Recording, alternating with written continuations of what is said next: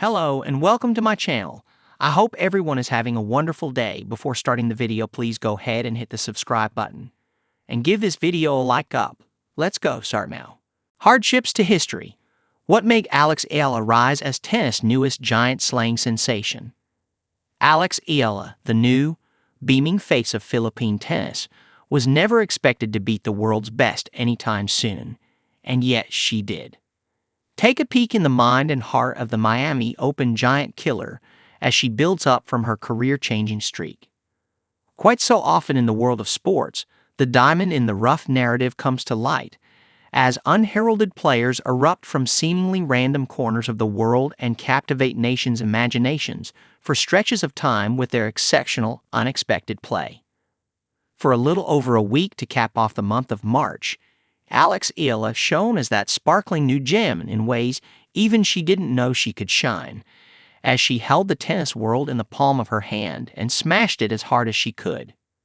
Jelena Ostapenko, Madison Keys, Iga Swiatek, all household names of the sport, the trio would eventually find out that one fateful week of March that they would have more in common than just all being Grand Slam champions. They would all fall in straight sets to Eala, a teenager wildcard entry, then ranked 140th in the world with only 2 prior wins in a Women's Tennis Association WTA main draw. For a little over a week, Eala, without exaggeration, played like the best in the world, and as fate would have it, beat the best in the world. But how? Just another player. Up until her WTA ranking rose a staggering 68 spots to world no. 72 as of publishing, the storylines surrounding Eala and her foes were all about the numbers. World no. 140 Eala stuns world no. 2 Swiatek was a popular, deservedly overused phrase by news outlets worldwide. The gap between Eala and even the weakest of her foes leading to that fateful week of winning was always significant enough to warrant sustained discussion, painting the 19-year-old ace as the textbook David aiming for Goliath's head with a God-sent stone, or in this case, a tennis ball. But for Eala, the outside noise was deafening enough that all she heard was ringing silence.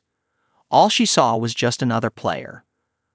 I think a big part of being able to face these opponents is to treat them like they're any other opponent, and strip them of all their decorations and all their achievements, she told reporters in an online interview hosted by her longtime sponsors BPI and Globe last April 9. I did it like every other match. There's nothing that I did in particular that was out of my routine. It was a little bit higher spirit for it, like all my other tournaments and all my other matches. So I have a routine and I stick to that. Never mind that Swiatek, a 5-time Grand Slam champion, former world no, 1 and current no. 2, was the one who helped present Eala's diploma after finishing the Rafa Nadal Tennis Academy. On the court, Eala saw not a tennis god adorned in gold, but just another opponent, mortal and beatable. I'd keep seeing the videos and the reels of my reaction when I won against Iga, and I tried to look back at that moment specifically, and I can't remember anything. Maybe until I walked to the net. I can't remember. I can't remember looking up from the ball. I can't. It's all very blurry, she admitted. I think that is a reflection of how just overwhelming and how shocking that moment was for me. I did show there was a lot of emotions, definitely, what I worked so hard and prepared so hard to block them out during the match that I think it took a while for them to come back after I found out that I won. Now I think the emotions are just scattered everywhere, and it definitely hasn't left yet. Hunter now hunted. Eala, however, understands that the mental game of tennis is more than just forcing to look at things in black and white.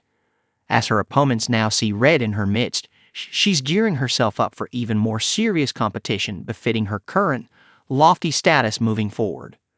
Well, there is definitely pressure because I was able to do well, but that's also a good sign. In the end, I'm the same player as I was 2 months ago with a little bit more experience and a little bit more knowledge of what I'm capable of doing, Eala continued. I understand that this is new for me. This is something I haven't done before, being in the top 100 and being one of the seeded players. So it's not simply because I've done it that I can do it again.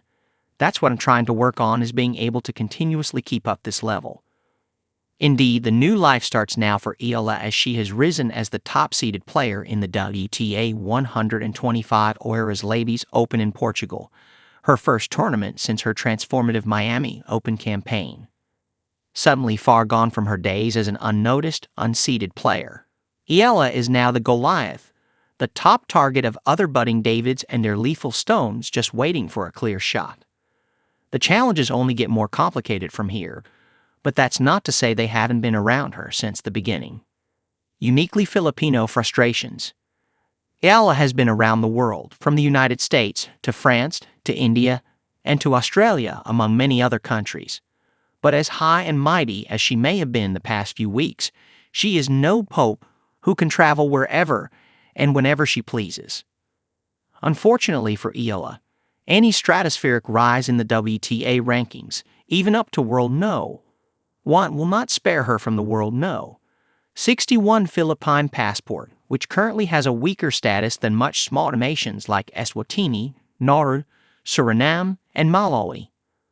What's challenging is being able to travel with flexibility. For me, I find the visas challenging being able to plan, because as a tennis player, you need time to organize all of this every single time to have the visas ready. So that's what I find challenging, she lamented. On the flip side, the best thing about being a Filipino athlete, of course, is the support and the Pinoys, because you cannot find that kind of community anywhere else, and the love and the support this past month is a testament to that. True enough, Eala's on-site fan base rapidly grew amid her Miami Open giant killing spree, as Filipino fans, Philippine passport holders most of them, made sure to hand the new beaming face of Philippine tennis the adoration she deserved, even after her Cinderella run was ended by World No. 4 Jessica Pegula. It's not typical for me either to be that upbeat after a loss. But I was just at a point that I was so thankful, Eala continued. I lost, but I put up a good fight, and you look into the crowd and there were countless numbers of Filipino flags. We're playing in Miami and playing against an American, but the stadium was full of Filipinos. I just felt so supported and so loved. At that moment, you can't help but to feel happy because it was such a big achievement. They know that it was such a big achievement. They were there to support me, and I had someone to share the achievement with. Kaloy. Hidalin, Alex. Over the past few years, Philippine sports has seen a surge of superstars immortalized as legends of the local scene. There is June Fajardo and Justin Brownlee for basketball, Alyssa Valdez for volleyball, Carlos Yulo for gymnastics, and Hidalin Diaz for weightlifting. Now, there's Alex Eala for tennis, a sport that has seen local icons few and far between and no world-class face, despite the sincere efforts of those who paved the way. With the power she now wields both on and off the court, Eala is making sure she does not rest on her laurels anytime soon, as she knows that what was so quickly given to her can just as easily be taken away, should she take her eyes off the proverbial and literal ball. I love tennis. I think tennis is a beautiful sport. So to see a